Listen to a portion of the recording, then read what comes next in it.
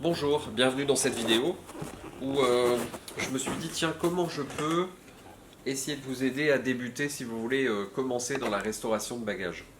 Donc je vous parle de ma propre expérience. Moi j'ai beaucoup démonté. Ça vient de l'industrie, hein, ça s'appelle du reverse engineering. Vous voulez savoir comment une Toyota est fabriquée, bah, vous la démontez et vous la remontez. Euh, pour une malle, l'idéal c'est d'apprendre d'abord à les démonter, les démonter, les démonter, les démonter et les reconstruire. Et c'est en démontant et en reconstruisant qu'on apprend le mieux la façon dont on les construit. Pour vous donner une notion, depuis que nous numérotons les malles, ça fait à peu près une dizaine d'années, on est au numéro 3800, donc on a restauré 3800 pièces en 10-15 ans. Et avant, j'ai dû en démonter peut-être 400.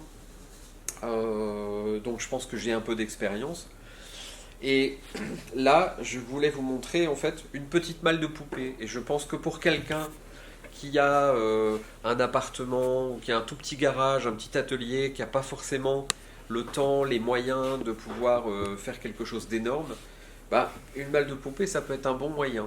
Donc, alors là, j'ai choisi une malle de poupée qui est en état tout à fait correct. J'ai choisi de garder l'intérieur dans cet esprit-là. Donc je ne vais pas vous montrer comment refaire l'intérieur parce que je le trouve rigolo, sympa, avec un châssis comme ça. On va refaire juste le ruban, mais on va essayer de conserver l'intérieur. Et la structure d'une petite malle de poupée comme ça est la même qu'une malle classique, hein. Vous avez un fond. Alors il y a des malles où il y a un coin, il y en a où il n'y a pas de coin, il y a des malles où il y a des équerres en laiton, là c'est des équerres en acier, ici c'est du laiton. Enfin bref, il y a différents matériaux, mais le principe est à peu près le même. Et donc en tout petit et en résumé, je vais vous montrer comment restaurer une pièce comme ça. Sachant que vous pourriez fort bien la démonter complètement pour apprendre comment c'est fait. Sur une pièce comme ça, c'est pas forcément facile parce que c'est de l'acier. C'est beaucoup plus facile de fabriquer, entre guillemets, avec du cuir. Et le plus simple, c'est de la losine, c'est de la fibre vulcanisée de cellulose. Et là, il n'y a pas de parage, il n'y a pas de pliage, il n'y a pas de choses comme ça. Donc ça, c'est le plus simple. Après, c'est l'acier. Et le plus, on va dire, le plus compliqué, c'est si vous voulez faire un marquage cuir ou quelque chose de complexe. Mais là, ben, à restaurer, c'est pas très compliqué. Il va falloir nettoyer les métaux d'abord. C'est la première étape. Nettoyer le bois, déposer les serrures cassées, puisque là elle est vraiment cassée, donc je vais choisir de ne pas les restaurer. Je vais en fait les démonter et les remplacer, puisque j'ai la chance d'avoir en stock des pièces équivalentes. Donc je vais apporter ma petite touche de restauration en mettant des serrures peut-être un peu plus belles et surtout une vieille serrure avec une clé, puisque j'en ai quelques-unes avec une clé. Et ici, c'est tellement oxydé que ça vaut le coup vraiment de démonter. En plus, c'est pas une malle de luxe. Ça, c'est quelque chose qui vaut pas très cher. J'ai dû l'acheter une cinquantaine d'euros. Et je vais y passer, je sais pas, une dizaine d'heures pour avoir quelque chose de propre. Donc ça reste des pièces faciles à entreprendre. C'est pas une grosse restauration, puisqu'on va garder la toile et on va conserver l'objet le plus possible dans son état originel. Mais vous pourriez très bien, si vous voulez faire l'exercice, démonter les lattes, démonter les équerres, complètement enlever la toile, remplacer la toile et vous amuser à reconstruire la malle. Et sur une petite malle comme ça, bah, en termes économiques, le seul coût, c'est la serrure. C'est comme sur toutes les malles. Il faut éviter d'avoir des pièces détachées à changer, puisque les pièces détachées, c'est ce qu'il y a de plus dur à trouver ou c'est ce qu'il y a de plus cher. Donc quand vous avez une pièce, bah, l'idéal c'est de trouver une pièce où il n'y a pas de coût. Et si vous vouliez le faire pour vous-même, bah, rien ne vous empêcherait, une fois que vous avez regainé totalement la malle, de virer cette serrure-là et puis de mettre celle-là au centre, puisque vous auriez regainé et vous n'auriez plus de trous. En restauration, c'est évidemment pas possible, puisque vous allez avoir des trous ici, des trous ici, donc il faut refaire les choses correctement et proprement. C'est ce que nous allons voir dans cette vidéo qui sera montée au fur et à mesure. Voilà, alors pour restaurer une malle de ce genre-là, je vous conseille une paire de lunettes de sécurité, parce que vos yeux sont précieux. Alors c'est un peu moins grave si vous avez vous-même des lunettes, mais croyez-moi, il vaut mieux. Un casque anti-bruit, essentiel, si vous voulez travailler longtemps. Et un masque respiratoire avec des cartouches FFP3 ou FFP2.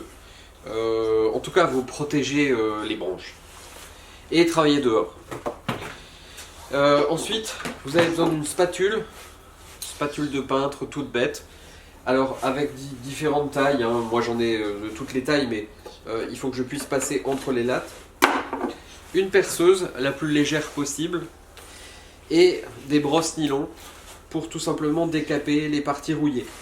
Ce qui est important, c'est que sur une balle comme ça, si je brosse et que je me trompe, la toile est morte. C'est une toile sèche, elle est abîmée par le temps.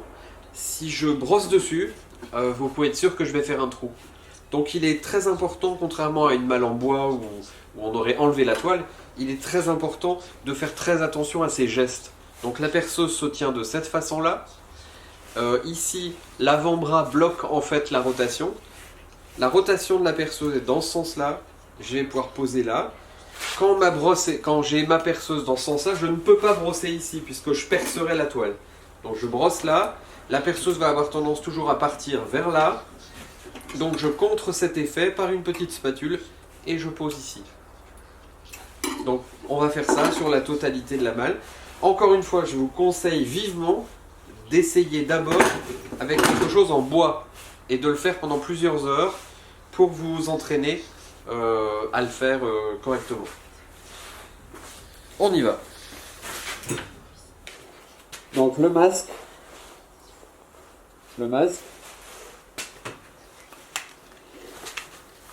les lunettes,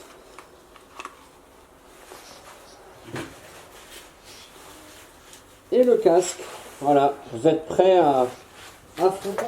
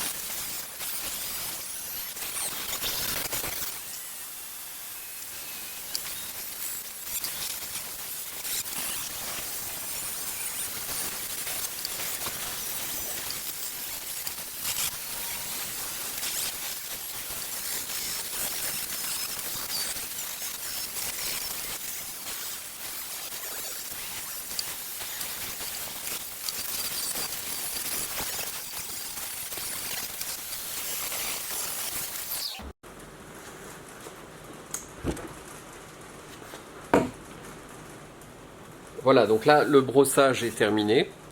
Et avant de procéder au lavage de la malle, je veux démonter les serrures pour être sûr de me débarrasser de tout ce qui pourrait salir.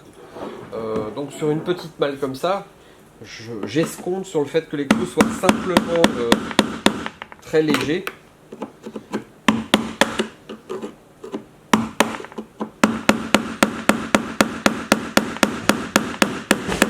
Et ben c'est pas le cas. Alors pour info, cette partie-là, c'est gainé, c'est un carton. Derrière, il y a évidemment une planche de bois. Et j'imagine que là, les clous sont retournés, alors que je pensais qu'ils étaient simplement fixés légèrement. Donc, je vais aller chercher un petit tournevis.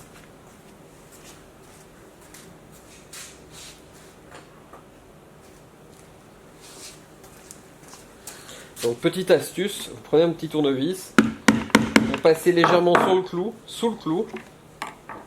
Ensuite, un arrache-clou. Voilà, le clou est extrait, il n'y a plus qu'à l'arracher. Alors il faut trouver le sens.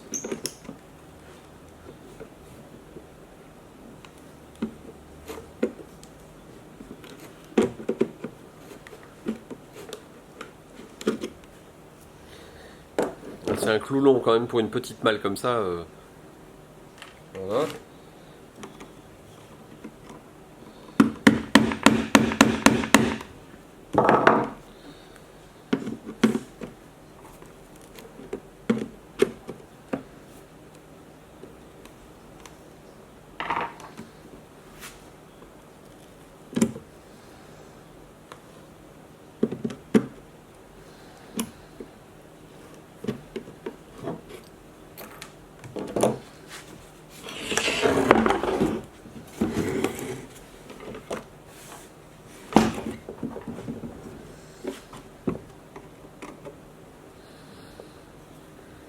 Donc là, le petit coup de tournevis,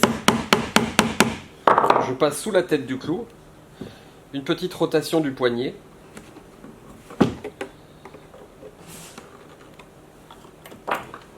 un arrache-clou,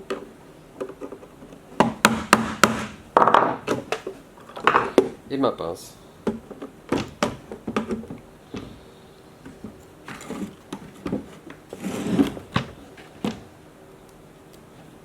Alors toute proportion gardée, c'est beaucoup plus facile avec une vraie malle, puisqu'avec une malle de poupée, tout est plus petit, tout est plus fin, la malle a tendance à bouger, à glisser sur l'établi, ce qui n'est pas le cas avec une vraie malle qui pèse son poids, quoi.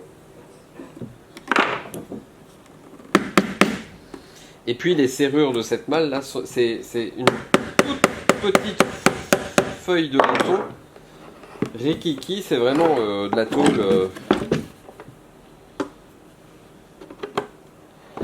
tôle de merdouille.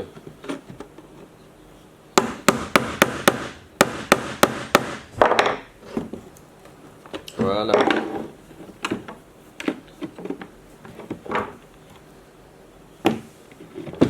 Donc toujours bien chercher le sens de pliage du clou. Hein, tirez pas comme un malade dans n'importe quel sens. Tordez votre clou, et voilà. Celui-là, il était tordu dans ce sens-là. C'est-à-dire qu'en gros, il était comme ça.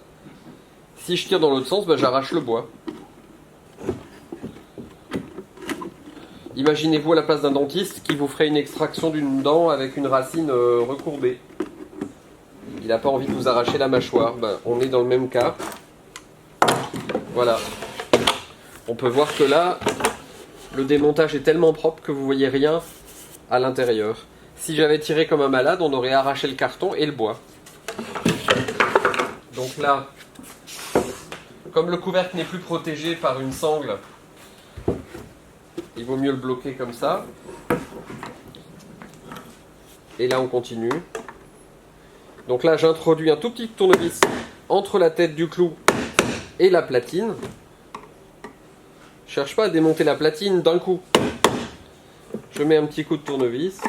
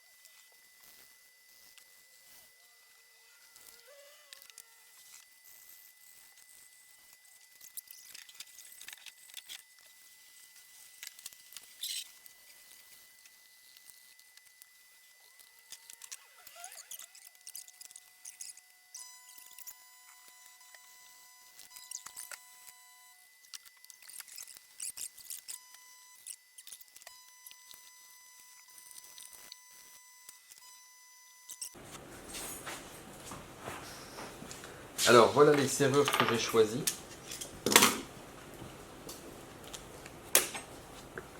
Pour cette malle. Donc ici, vous voyez la serrure dans son état actuel. Alors ce qui est assez amusant, c'est que c'est un stock neuf ancien. Donc ça se présente comme ça. Et alors ce qui est drôle, c'est qu'elles sont extrêmement rayées, quoi. À la fabrication, visiblement, elles n'ont jamais été polies. Elles sont juste sorties comme ça de machine. Donc il va falloir que je les polisse. Et j'ai trouvé les clés qui vont bien. Alors c'est extrêmement difficile de trouver des paires identiques. Donc là j'ai une paire.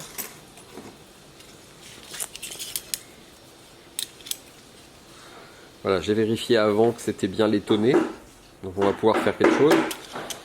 Et sinon, évidemment, pour des mâles de poupée qui auraient besoin que d'une serrure, comme c'est le cas souvent, hein, il y a une seule serrure centrale. Alors là, c'est beaucoup plus simple de trouver. Vous voyez ici la serrure avec le petit soleil qui est là. Là. Alors ça, c'est le sigle. Beaucoup de gens pensent que c'est Hermès, mais pas du tout. C'est le sigle du quincaillier, qui s'appelait les mâles du soleil, ou les clous du soleil. Et on retrouve ça sur beaucoup de serrures d'époque, sur des tas de mâles populaires et contemporaines. Voilà, donc là on va s'occuper des serrures et donc je vais les polir et les préparer pour la pose plus tard.